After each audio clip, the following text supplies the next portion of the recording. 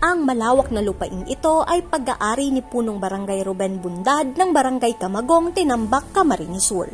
Pero hindi magtatagal, mapupunta na ang 1.5 ektaryang lote sa kanyang mga kabarangay bilang donasyon.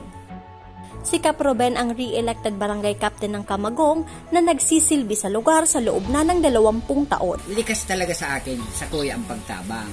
Kaya lang, kag naging akong barangay official, dumang ko na-implement si Sako talagang pagserbi sa barangay. Ang pagserbi kaya sa barangay may kaakibat na sakripisyo.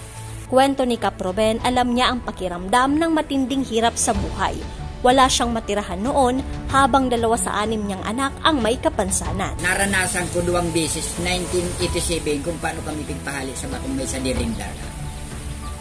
Kasi nag-i-improve ko ta doon sa pagbuhay ko, basta nasa na kami kung anong mga demand banging negatibo, hanggang sa lalo nagkakahilang itong may diferensya akong aki, baday ako nakakabayad tulos, sarot sa mga grounds, kaya ako pinahali.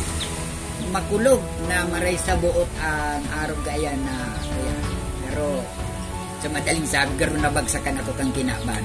Sa kabila nito, nagsipag at naging masinop si Kap Ruben at nang makabangon sa pagkakalugmok, hindi siya nakalimot.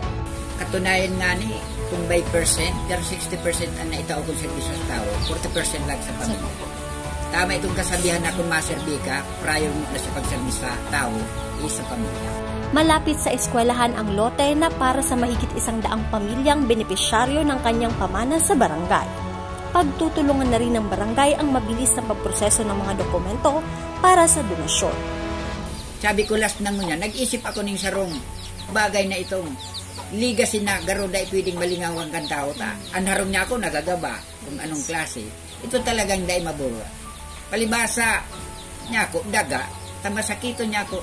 Yun na na-enkwentro ko, pinapahali man, harugan, naisip ko, iyo talaga to ang determinado akong. Marge Serico, CSN.